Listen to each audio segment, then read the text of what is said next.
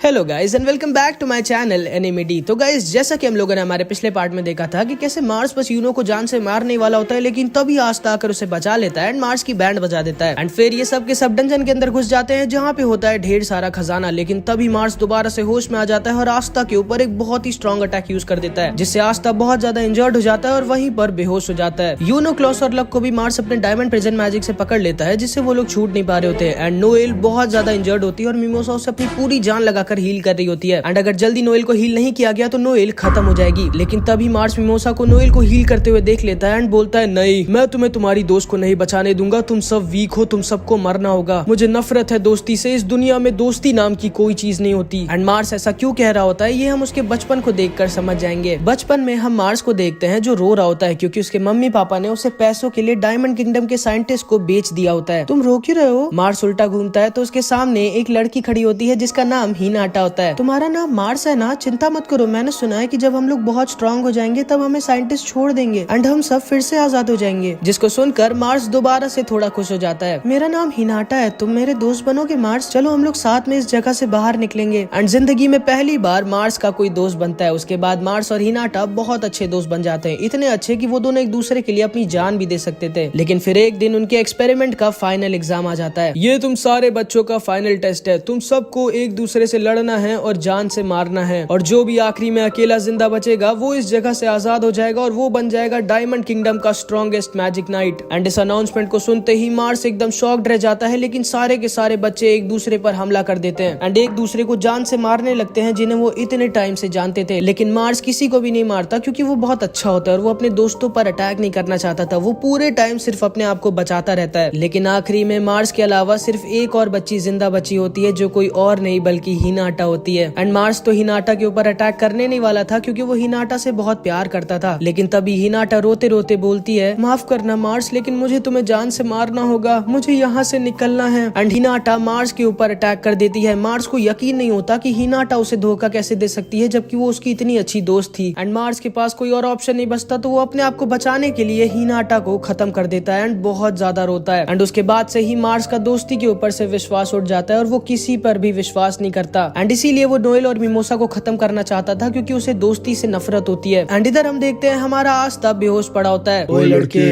मेरी बेइज्जती मत करा, जल्दी उठ, मेरे पास तेरे लिए कुछ है। जिसको सुनकर आस्था होश में आ जाता है एंड उसको समझ में नहीं आता कि अभी अभी उसको किसने उठाया था। एंड तभी वो देखता है उसके बगल में एक छोटे साइज की तलवार जमीन में घुसी हुई होती है। एंड इधर हम देखते हैं मार्स इन दोनों के ऊपर अपने डायमंड ब्लेड से अटैक कर देता है। मिमोसा, लेकिन तभी वहाँ पर आस्था अपनी नई स्वॉर्ड लेकर पहुंच जाता है और मिमोसा और नोएल को बचा लेता है। एंड अब तो आस्था की तलवार का साइज बहुत कम होता है तो आस्था आसानी से मार्स के सारे अटैक्स रोक देता है। तुम फिर से आ गए? आस्था सोचता है, नहीं, मैं अभी मार्स पर अटैक नहीं कर सकता, मेरा मेन काम इस समय नोएल को प्रोटेक्ट करना है। लेकिन तभी हम देखते हैं नोएल भी होश में आ जाती है और कहती है, आस्था मेरी चिंता मत करो, अब मैं ठीक हूँ, जाओ बैंड बजा दो इसकी। जिसको सुनते ही आस्था तैयार हो जाता है मार्स की बैंड बजाने के लिए। एंड तभी मार्स आस्था के ऊपर अटैक कर देता है और आस्था अपनी नई तलवार से अपने एंटी मैजिक वेव से अटैक कर देता है। आस्था सिर्फ अपने एक अटैक से मार्स को दोबारा से दूर फेंक देता है एंड मार्स दूर जाकर गिर जाता है। लेकिन इस बार मार्स का अटैक भी आस्था को लग जाता है एंड आस्था के पेट में मार्स का एक डायमंड घुस जाता है एंड आस्था वहीं पर बेहोश हो जाता है। ये सारे लोग अपने आप को आजाद करने की कोशिश करते हैं, लेकिन मार्स का डायमंड प्रिजन बहुत ज्यादा स्ट्रांग होता है तो इसीलिए वो लोग मार्स के मैजिक से छूट नहीं पा रहे होते। आस्था वहीं पर बेहोश पड़ा होता है, लेकिन मार्स फिर से वापस उठ जाता है। भाई बहुत स्ट्रांग होता है ये। एंड ये गुस्से में बोलता है, बस बहुत हुआ, अब मरो तुम। एंड मार्स आस्था के ऊपर अपनी डायमंड स्वॉर्ड से अटैक कर देता है एंड आस्था को बस जान से मारने वाला होता है। नहीं, ये क्या हो रहा है? मैं इतना वीक नहीं हो सकता कि मैं अपने सामने मेरे भाई को मरने दूं। अगर मैंने अपने सामने आस्था को मरने दिया तो मैं कभी भी विज़र्ड किंग नहीं बन पाऊंगा। एंड तभी यूनो की 4 लीफ ग्रिम वॉर्ड दोबारा से जलने लगती है एंड अचानक से मानो टाइम रुक जाता है। एंड यूनो के बगल में एक छोटी सी स्पिरिट उड़ रही होती है। यूनो सोचता है कि ये क्या है एंड तभी उस स्पिरिट की नींद खुलती है एंड वो सिर्फ एक फूंक मारती है एंड मार्स की और उसके स्वॉर्ड दोनों की धज्जियां उड़ा देती है। एंड इस बार मार्स पूरी तरह से हार जाता है एंड इन सबको अपनी आंखों पर यकीन नहीं होता कि यूनो ने मार्स को हरा कैसे दिया। एंड इन लोगों के ऊपर से मार्स का मैजिक भी हट जाता है। ये कैसे किया तुमने यूनो? हाँ, ये कैसे किया तुमने यूनो? कौन सा मैजिक यूज किया था तुमने? पता नहीं। एंड तभी यूनो अपनी ग्रिम वॉर में वही चीज लिखी हुई देखता है जो स्क्रॉल में लिखी हुई थी जिसे उसने थोड़ी देर पहले उठाया था। पता नहीं तुमने ये कैसे किया, लेकिन बहुत अच्छे, सही किया। मुझे नहीं लगता कि अब ये जल्दी उठने वाला है। एंड इधर हम देखते हैं मिमोसा आस्था को हील करने लगती है एंड आस्था की नई तलवार अपने आप आस्था की ग्रिम वॉर के अंदर चली जाती है। लगता है हम लोग जीत गए, लेकिन तभी अचानक से वो डंजन अपने आप तबाह होने लगता है। हमें जल्दी यहाँ से निकलना होगा वरना हम सब मारे जाएंगे। यूनो यूनो तुरंत ही अपने मैजिक से विंड कार बनाता है और सारे लोग उस पर आकर बैठ जाते हैं। लक भी आस्था को लेकर यूनो की विंड कार पर चढ़ जाता है। मिमोसा आस्था को हील करती रहो एंड वो सब वहाँ से जल्दी जल्दी निकलने लगते हैं क्योंकि यहाँ नीचे उनकी जान खतरे में होती है। लेकिन तभी आस्था अपनी बची कुची जान लगाकर बोलता है, यूनो हमें उसे भी बचाना होगा। क्या बक रहे हो तुम हमारे दुश्मन को बचाना चाहते हो? तुम जानते हो ना वो कितना बुरा इंसान है। हाँ मैं जानता हूँ कि वो बुरा इंसान है, लेकिन हम लोग तो बुरे इंसान नहीं है ना, इसीलिए हमें उसे बचाना होगा। यूनो बोलता है ठीक है एंड वो लोग मार्स को बचाने के लिए उसकी तरफ जाने लगते हैं। लेकिन तभी एक बड़ा सा पत्थर उसके ऊपर गिर जाता है। यूनो उसे बचाने का टाइम नहीं है, उसे बचाने के चक्कर में हम सब मारे जाएंगे, निकलो यहाँ से। एंड मार्स को पीछे छोड़कर ये लोग किसी तरह अपनी जान बचाते हुए एक दूसरे की मदद करते हुए उस डंजन से निकल जाते हैं। बाल बाल बचे हम लोग।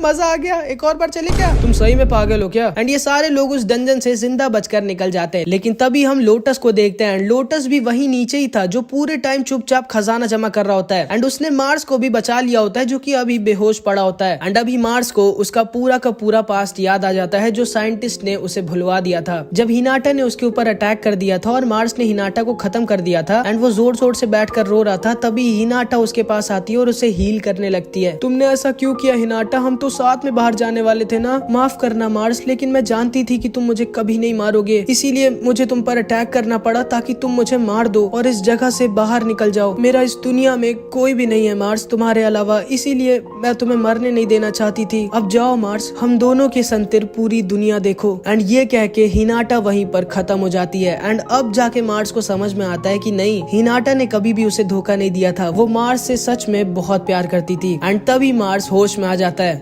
तो तुम होश में आ गए मार्स? देखो तो हमने बहुत बड़ा हाथ मारा है, अब हमारा पूरा गांव कई सालों तक पेट भर के खाएगा। हाँ, मुझे बचाने के लिए thank you lotus. Thank you, ये कब से इतना अच्छा हो गया? एंड इसी तरह डायमंड किंगडम वालों के लिए एकदम हैप्पी एंडिंग हो जाती है। एंड इधर हम देखते हैं आस्था होश में आ जाता है। एंड अब आस्था भी एकदम ठीक होता है, बस उसके पेट में थोड़ा सा दर्द हो रहा होता है। माफ करना आस्था, मैं तुम्हें पूरी तरह से हील नहीं कर पाई, मेरा मैजिक पावर खत्म हो गया था। नहीं मिमोसा, तुम्हें मुझे सॉरी नहीं, मुझे तुम्हें थैंक यू कहना चाहिए। तुम ना होती तो आज मैं जिंदा भी ना होता। Thank you mimosa. जिसको सुन के मिमोसा शर्मा के नोएल के पीछे जाके छुप जाती है। मतलब समझ रहे हो? दो लड़कियां पीछे पड़ गई हमारे आस्था भाई के। बताओ, पता नहीं मेरे पीछे कब कोई एक पड़ेगी। एनीवेज, इसके बाद हम देखते हैं क्लॉस इन दोनों के पास आता है और इन दोनों को गले लगा लेता है। माफ करना मुझे, मैंने आज तक तुम दोनों को अपने से नीचे समझा क्योंकि तुम दोनों एक कॉमनर थे, लेकिन अब मैं ऐसा कभी भी नहीं करूंगा। मुझे बहुत खुशी है कि हम सब के सब जिंदा हैं।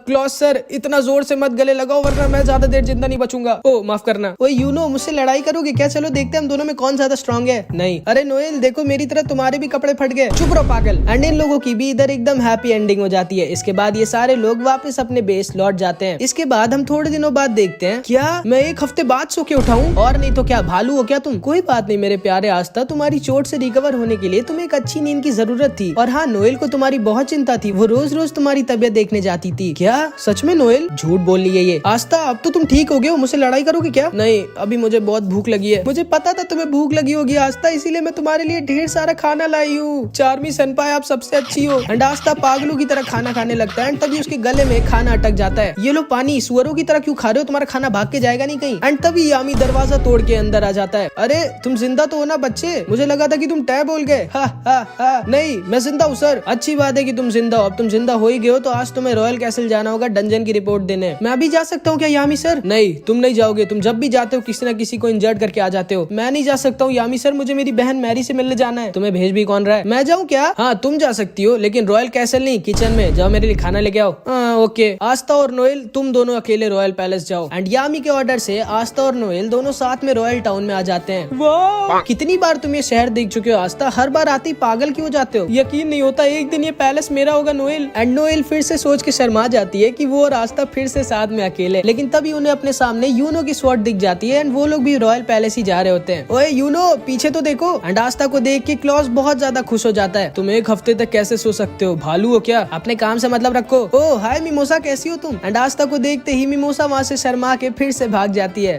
ये भाग क्यों गई? मैं भी शायद उसे छोटी हाइट वालों से नफरत है। सच्ची में मार खाना चाहते हो क्या तुम आज? एंड नोएल मिमोसा के पास आती है और उससे पूछती है क्या हुआ मिमोसा? पता नहीं नोएल, लेकिन मैं जैसे ही आस्था को देखती हूँ या फिर उसके बारे में सोचती हूँ, मेरा दिल बहुत जोर जोर से धड़कने लगता है। जिसको सुन के नोएल एकदम शॉक्ड रह जाती है। क्या है ये? क्या बोली हो तुम? पागल हो गई हो क्या? पता नहीं मुझे क्या हो रहा है, लेकिन हर वक्त मैं बस आस्था के बारे में ही सोचती रहती हूँ। हूँ। एंड नोएल बहुत डर जाती है क्योंकि उसके सामने एक कंपटीशन आ जाता है जो खुद उसकी बहन होती है। एक मिनट, मुझे क्यों बुरा लग रहा है? मुझे क्या फर्क पड़ता है चाहे आस्था को कोई भी लड़की पसंद करे। ये क्या हो रहा है? एक मिनट, कहीं मुझे आस्था से एंड ये दोनों लोग चिल्लाने लगते हैं। इन दोनों को क्या हो गया? कहीं इन दोनों के पेट में दर्द तो नहीं हो रहा? इसके बाद हम देखते हैं ये सारे लोग रॉयल पैलेस के गेट के सामने पहुंच जाते हैं एंड तभी क्लॉस, मिमोसा और नोएल एकदम शॉक्ड रह जाते हैं और अपने घुटने टेक लेते हैं क्योंकि इन लोगों के सामने खुद खड़े होते हैं द विजर्ड किंग। ये कौन है यूनो? पागल लड़के, ये कोई और नहीं बल्कि हमारे विजर्ड किंग सर जूलियस हैं, जिसको सुनकर आस्था और यूनो एकदम शॉक्ड रह जाते हैं एंड ये दोनों भी अपने घुटने टेक लेते हैं। आस्था को यकीन नहीं होता कि उसके सामने खुद विजर्ड किंग खड़े हैं जो उसका वेलकम करने आए हैं। इसके बाद हम देखते हैं ये सारे लोग एक जगह पर खड़े होते हैं एंड विजर्ड किंग यूनो की ग्रिमवॉर्ड देख रहे होते हैं एंड यूनो आस्था अभी तक शॉक में होते हैं और उनको यकीन नहीं हो रहा होता कि उनके सामने खुद विजर्ड किंग खड़े हैं जो पूरी दुनिया के सबसे स्ट्रॉन्गेस्ट मैजिशियन है, जो अकेले पूरी दुनिया तबाह कर सकते हैं। वाओ, 4 लीफ ग्रिमवॉर्ड मैं जिंदगी में पहली बार देख रहा हूँ। तो लोग सही कहते हैं, विजर्ड किंग को रेयर मैजिकल पावर्स बहुत ज्यादा ही पसंद है। एक मिनट, ये स्पेल कहाँ से आई तुम्हारे पास यूनो? असल में उस डंजन में मैंने एक स्क्रॉल खोला था एंड उसकी स्पेल अपने आप गायब होकर मेरी ग्रिमवॉर्ड में आ गई थी। ये तो द विंड स्पिरिट सिल्फी की स्पेल है, तो इस बच्चे को विंड स्पिरिट ने चूज किया है। कमाल की बात है। तुम एक बार इसे यूज करके दिखा सकते हो क्या मुझे प्लीज? माफ कीजिएगा सर, लेकिन मैं उसे यूज करने की कोशिश तो की लेकिन मैं उस स्पेल को यूज नहीं कर पा रहा। चलो कोई बात नहीं, लेकिन हाँ यूनो, मैं तुम्हें पहले ही बता दे रहा हूँ, जिस दिन तुम इस स्पेल को पूरी तरह से यूज करना सीख गए उस दिन तुम बहुत ज्यादा स्ट्रॉन्ग हो जाओगे। इतने ज्यादा स्ट्रॉन्ग कि हजारों मैजिक नाइट तुम्हारे सामने टिक नहीं पाएंगे। Thank you sir. Wizard king sir, आप मेरी भी ग्रिमवॉर्ड एक बार देख सकते हैं क्या प्लीज? मुझे बता दीजिए ना इसमें क्या लिखा है। हाँ हाँ जरूर, इसमें लिखा है। क्या लिखा है जो मैं समझ नहीं पा रहा हूँ? कोई नहीं, ये देखिए मेरी मैजिक स्वॉर्ड। क्या यही है क्या तुम्हारी एंटी मैजिक स्वॉर्ड? मैं प्लीज इसे एक बार हाथ में ले सकता हूँ क्या? हाँ हाँ सर जरूर, ये लीजिए। एंड विजर्ड किंग आस्था की स्वॉर्ड को अपने हाथों में पकड़ लेते हैं। एक मिनट, ये स्वॉर्ड तो मेरा बहुत ज्यादा मैजिक एब्जॉर्ब कर रही है। शायद इसीलिए केवल ये लड़का ही इस स्वॉर्ड को चला सकता है क्योंकि इसके पास बिल्कुल भी मैजिक नहीं है। क्योंकि अगर कोई आम मैजिक नाइट इसको उठाएगा भी तो उसका सारा मैजिक 1 सेकंड में खत्म हो जाएगा। ये लो आस्था अपनी स्वॉर्ड। तुम्हारी स्वॉर्ड भी तुम्हारी तरह बहुत रेयर है। सुना तुमने यूनो? विजर्ड किंग मेरी तारीफ कर रहे हैं। अच्छा हाँ विजर्ड किंग सर, मुझे आपसे एक क्वेश्चन पूछना था। क्या आस्था? एंड तभी आस्था और यूनो दोनों चिल्लाकर पूछते हैं कि हम कैसे विजर्ड किंग बन सकते हैं? तुम दोनों पागल तो नहीं हो गए? विजर्ड किंग से ही पूछ रहे हो कि तुम उनको हटा के विजर्ड किंग कैसे बन सकते हो? मैं तुम्हें बताता हूँ, विजर्ड किंग बनने के लिए तुम लोगों को पूरे क्लोवर किंगडम की मंजूरी चाहिए होगी। नहीं क्लॉस। एंड तभी क्लॉस चुप हो जाता है। आस्था और यूनो,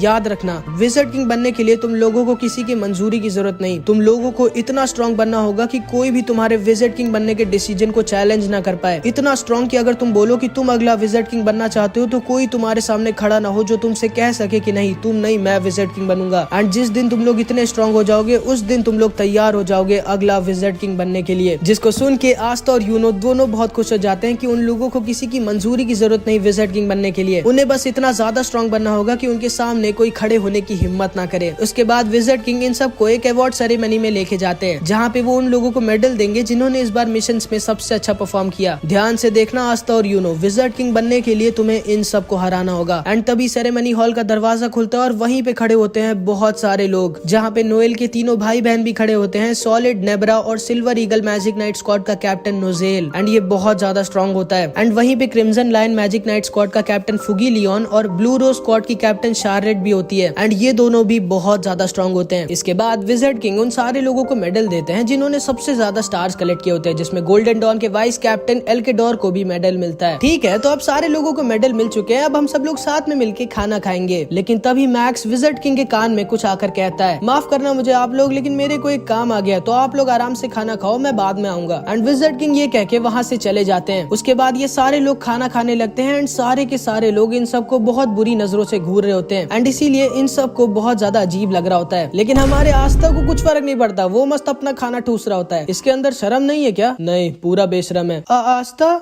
तुम मेरा भी खाना खाना चाहोगे क्या? हाँ हाँ क्यों नहीं, मिमोसा लाओ, सारा का सारा मेरी प्लेट में डाल दो। यकीन नहीं होता, विजर्ड किंग ने क्या सोच के इन कॉमनर्स कुत्तों को हमारे साथ पार्टी में इनवाइट कर दिया। उस लड़के को तो देखो, मैं उसके अंदर से बिल्कुल भी मैजिकल पावर सेंस नहीं कर पा रही हूँ। कोई इतना बड़ा लूजर कैसे हो सकता है? देखो तो वो सुअरों की तरह खाना खा रहा है। क्या सारे कॉमनर्स ऐसे ही खाते होंगे? एंड ये सारे लोग मिल के आस्था का मजाक उड़ाने लगते हैं, लेकिन आस्था को कुछ फर्क नहीं पड़ता, वो मस्त अपना खाना खा रहा होता है क्योंकि उसकी आदत होती है, वो बचपन से ये सब सब सुनता आया है, जिसको देखकर मिमोसा को आस्था और ज्यादा पसंद आ जाता है। तभी एल्केडोर बोलता है, पता नहीं आखिर इन कॉमनर्स को रॉयल पैलेस में घुसने भी क्यों दिया जाता है। तभी फुगिलियन का भाई लियोपोल्ड एल्केडोर से आके कहता है, तुम शायद भूल रहे हो एल्केडोर, तुम्हारी खुद की स्क्वाड में एक कॉमनर है जिसके पास वो 4 लीफ ग्रिमवॉर है। हाँ मुझे पता है हमारी स्क्वाड में ये कॉमनर है, लेकिन हमारी पूरी स्क्वाड को इस कॉमनर के होने ना होने से कुछ फर्क नहीं पड़ता। सब के सब इससे नफरत करते हैं और हम सब इंतजार कर रहे हैं कब ये किसी मिशन में जाके खत्म हो जाएगा। और क्लॉस, मिमोसा और नोएल, तुम लोगों को शर्म नहीं आ रही क्या? तुम दोनों इन कॉमनर्स के साथ घूम रहे हो। लेकिन तभी नोएल का भाई सॉलिड कहता है, एल्केडोर तुम खाली मिमोसा और क्लॉस को ही डांटो, क्योंकि नोएल भी किसी कॉमनर से ज्यादा ऊपर नहीं है, वो भी सारे कॉमनर्स की तरह किसी काम की नहीं है। एंड नोएल का भाई सॉलिड उसके ऊपर आकर अपना पूरा का पूरा पानी गिरा देता है। तुम्हारी हिम्मत भी कैसे हुई नोएल हमारे सामने खड़े भी होने की? प्लीज ऐसा मत करिए आप दोनों। एंड तभी नोजेल नोएल से बोलता है, अभी भी तुम्हारे अंदर अगर थोड़ी सी भी शर्म बची हुई है नोएल तो भाग जाओ यहाँ से। एंड नोएल रोते रोते वहाँ से भागने लगती है, लेकिन तभी आस्था उसका हाथ पकड़ता है और कहता है, नहीं नोएल तुम कहीं नहीं जाओगी, इन सबको तो मैं देखता हूँ। एंड आस्था अपनी टेबल के ऊपर खड़ा होता है और जोर जोर से चिल्ला के बोलता है, ओए कान खोल के सुनो तुम सब के सब, मेरे बारे में जो भी कहना है कहो, मुझे कुछ फर्क नहीं पड़ता, लेकिन अगर तुम लोगों ने मेरे दोस्तों के बारे में कुछ भी कहा तो मुझसे बुरा कोई नहीं होगा। एंड तभी एल्केडोर अपने मैजिक से आस्था को पकड़ लेता है। कॉमनर कुत्ते, तुम्हारी हिम्मत भी कैसे हुई हमारे सामने अपना मुंह खोलने की? लेकिन तभी आस्था अपनी स्वॉर्ड निकालता है, एल्केडोर के मैजिक को खत्म कर देता है। क्या ये कैसे किया इसने? मेरी बात अभी खत्म नहीं हुई, तुम्हारा जो भी नाम है और तुम सब के सब याद रखना मुझे, मेरा नाम है आस्था और मैं वो हूँ जो एक दिन तुम सबको हरा के बनेगा विज़र्ड किंग। मतलब सोच पा रहे हो तुम, आस्था 3 कैप्टन्स के सामने ये बोल रहा है कि मैं तुम सबको हरा कर बनूंगा विज़र्ड किंग। एंड यहाँ पर इस एनिमे का पार्ट 6 खत्म हो जाता है। एंड इसके बाद जो हुआ वो इससे भी ज्यादा शॉकिंग था, जो कि हम अगले पार्ट में देखेंगे। इस पार्ट में इतना ही। एंड हाँ, मैं अगला पार्ट तब अपलोड करूंगा जब इस वीडियो पे 1 मिनट। तुम लोग एक ही दिन में टारगेट पूरा कर देते हो, इस बार मैं थोड़ा बड़ा टारगेट दूंगा क्योंकि थोड़ा तो टाइम चाहिए ना भाई इंसान को रेस्ट करने का। तो ठीक है, पार्ट 7 तब आएगा जब इस वीडियो पे 500 कमेंट्स आ जाएंगे। तो बस इस वीडियो में इतना ही, मिलते हैं अगली वीडियो में। अपना ख्याल रखना तुम सबके सब, बाय बाय।